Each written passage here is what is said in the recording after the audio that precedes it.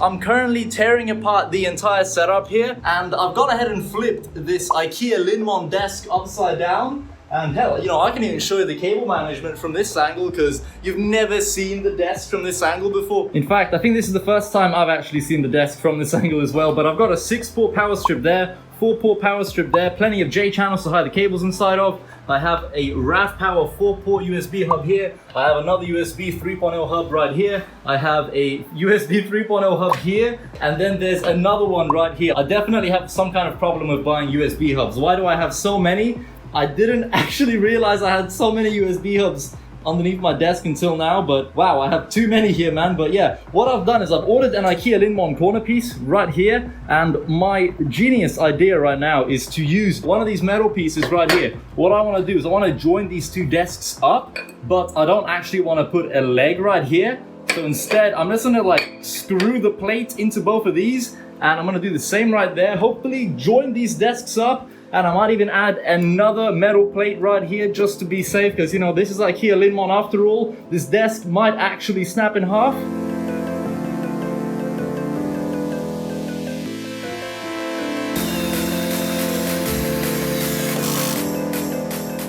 Isn't this the most insane IKEA LINNMON setup you've seen? I don't think I've ever seen an IKEA LINNMON like this, man. This is insane. So I didn't put this leg, and as you can see, I still screwed in the metal bit. I just didn't actually put a leg there. And believe it or not, so far, yeah, this actually seems stable enough, like as a desk.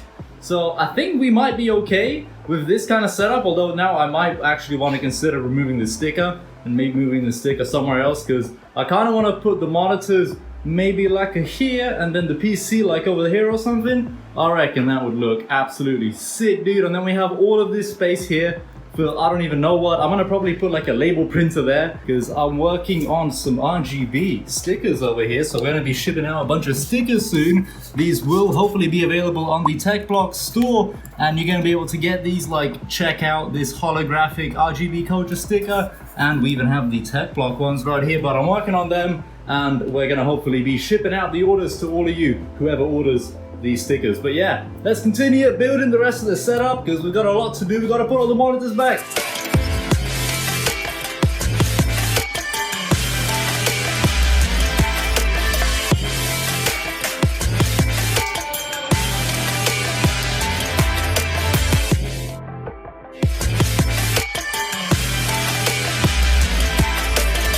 Check out the setup, dude. We got the triple monitor setup here. We got the PC over there. We even have an entire racing sim thanks to GT Omega. We got the Cololights up there still, so everything is actually kind of being utilized finally. I've put this like red LED strip all around the perimeter of the racing sim. This racing sim genuinely looks so good with the whole red and blue theme that we have going on. The Cololights, of course, helping out as well. But yeah, I really do love this racing sim. We got the Oculus Rift S headset. We got the Logitech G920 steering wheel. This is a sick setup. I do love using it. And finally, the PC has been upgraded. There will be a dedicated video for the new MSI graphics card that is inside here. Is it a 2080 Super? Maybe, maybe not, but just check out the PC. This just looks absolutely beautiful. I've set the MSI card to have like this lightning effect, and I've paired that effect with the PC case set to Starlight, and I reckon this is like one of the cooler lighting effect combinations I could do with my case. Instead of just having full rainbow everywhere, I wanted to switch it up at least a tiny bit and have something kind of unique. So to me, this is unique. To me, this is something I'm really, really happy with. I just really like the fact that parts of the PC are like flashing and everything, and it just looks so sick. I genuinely love the way this PC looks like. And behind it, we do have one cable, of course, and that is the RGB Vivify cable. We have a Sonos speaker here as well. If only these Sonos speakers actually connected to my PC. They don't. They only work for Spotify and like Apple AirPlay. So at least there's Apple AirPlay support. But as for like everything else in the setup here, check out the Vivify RGB cable. It just looks so good. But because this is like one of the only nice cables I have, I did kind of want to show it off. After all, Vivify did send me quite a few cables, and we did a bunch of giveaways with the company as well. And I think we're going to be doing one more giveaway of this RGB Razer cable, as this HDMI cable does actually sync up with Razer Chroma and everything else. So that's pretty cool. We might be doing a giveaway of one of those very soon. I think once these are available on Amazon or something. But yeah, very nice cable. I do love it a lot, but those Sonos speakers, it is a shame that neither of them, yes, there's two of them, neither of them connect to the PC. Surely a speaker that costs this much would have some sort of capability, or maybe like an app, you know, on your PC, so that at least you could use the goddamn speakers. But nah, they don't even support Bluetooth. Like, what? How can you sell speakers that just don't support anything? But the only good thing about them, I suppose, is that they do sound absolutely incredible. The bass, once you turn it up, wow, these genuinely fill up this entire room. These two speakers are more than enough. They are like insanely loud, dude. It blows my mind.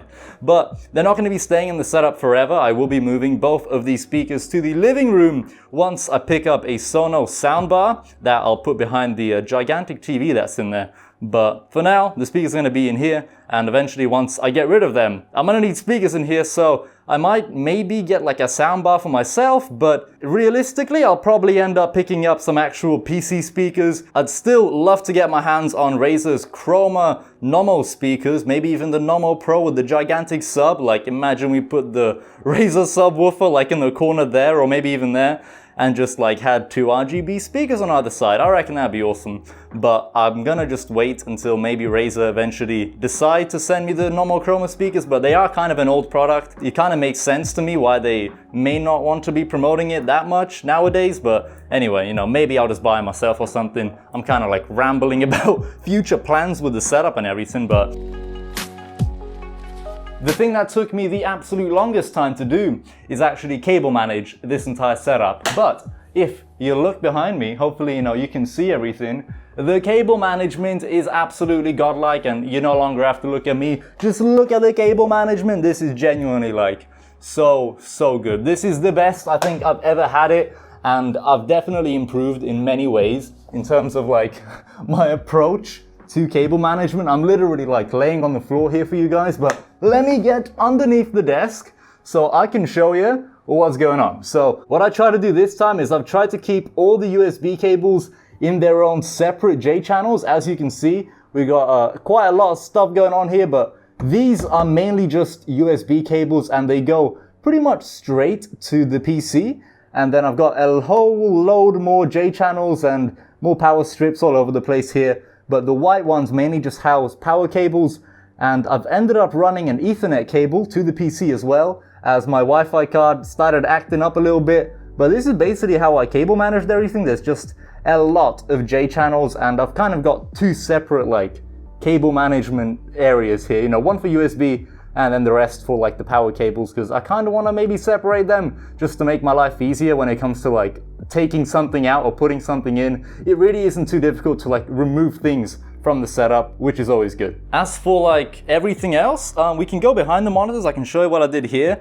You remember we drilled a hole in the desk? Yeah, that hole is like right here, and I've covered it up with white electrical tape, and if you can see right here, this is where the hole was, and it's still there obviously. And what I'm actually doing is I'm running the monitor cables, I think. Oh wait, no, I'm running the cables for the keyboard, the volume wheel, the mouse mat, and the Elgato Stream Deck. They all wrap around right here. We got every single cable from like all these devices here in like one group, and they go into this like MSI monitor, and they go around through here and boom into the hole right there. Of course, I could just route them like behind the monitors, but then there would be like a bunch of cables running here, and I don't really want that. By the way, these MSI monitors, they have RGB. Of course they do. But yeah, apart from that, the MSI actual cables, the power cable as well as the display port that's going into this, they come out through here. Of course, Velcro cable ties all over the place.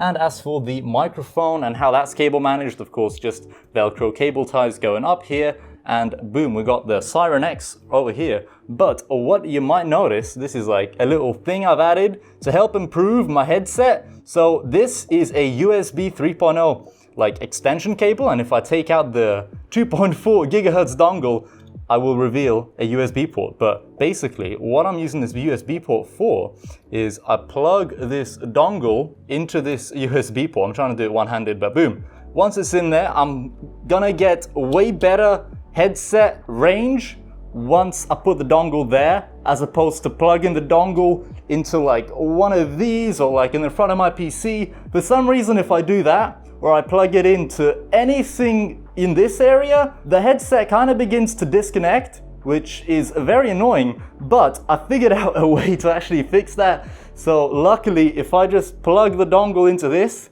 then my headset range is phenomenal and I can be pretty much anywhere in the apartment and I still have my headset working, audio is still playing no matter what, because after all, these are wireless headphones. But I'm low-key kind of considering maybe trying out like a different headset soon, because I have had these for a long time. There is literally zero things wrong with them. They still work really good, but I would kind of like to try out maybe like one of Razer's newest headsets, because I think they do have some new wireless ones. So I might be picking up a new pair of headphones to replace these. And by the way, have you ever seen an RGB USB drive? I know this is kind of random. Check this out, man. We have a full-on RGB USB drive. Isn't this thing awesome? It's from T-Force Team Group and it comes in 128 gigs. It's not the fastest drive on earth from my testing, but it is an RGB flash drive and it definitely looks pretty cool. So if you want one of these, I'll leave a link in the description down below to where you can buy one. I'll probably be using it throughout like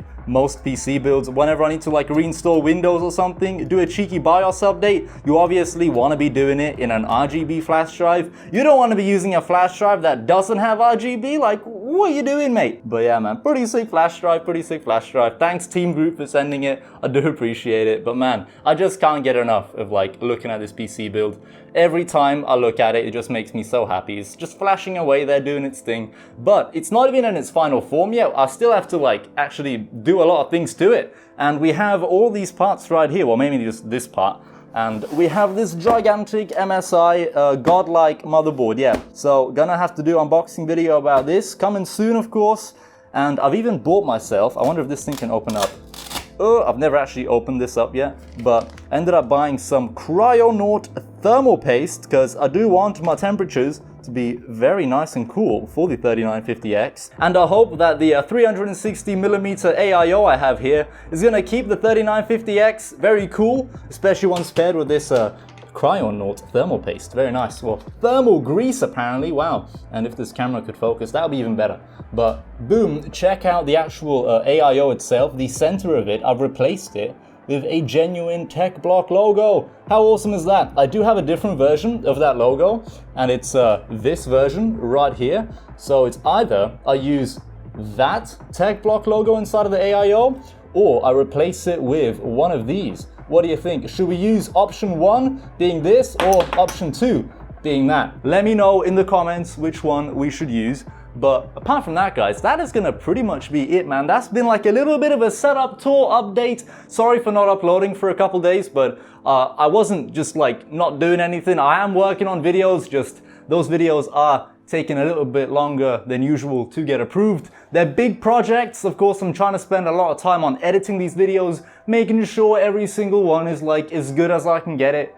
But yeah, thank you so much for watching. I'm gonna have links down below in the description, of course, to all the stuff in the setup, including, of course, the IKEA LINNMON desk. As I know, when I first started like making gaming setups, it was really difficult choosing a desk and finding desks. But if only I knew that I could do something like this back when I started off. This is genuinely such a cool desk. And most importantly, we no longer have a stupid table leg right where our legs are supposed to be, so I can freely move around, and like it's just not a problem. Like, this desk actually works really well. So if you want a similar gaming setup to mine, I would probably recommend that other people do this as well. Although, you know, if you do combine 2 IKEA LINNMON desks, make sure, you know, you actually screw them in properly, like, and you do like a good enough job on like making sure the desk is stable, because these desks, I can show you what's actually like inside of them basically. So I've got like a very good example right here.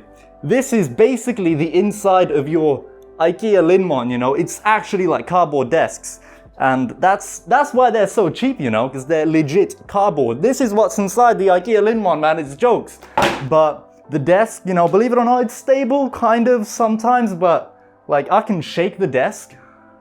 Like, it really isn't that bad. The fact that this is such a big desk, man, 3.2 meters by 120 centimeters on like this side, and it goes up to 60 centimeters over there.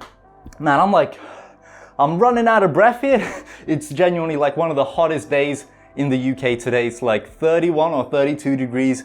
We are all like just sweating non-stop. I've taken a cold shower. Take cold showers, stay hydrated. But yeah, I'm gonna get going, guys. I don't know why I just keep talking, man. Thanks so much for watching. Hope to see you in another video soon. And the next video will hopefully be about that graphics card because that video is nearly done. All right, thanks for watching. See you in the next one.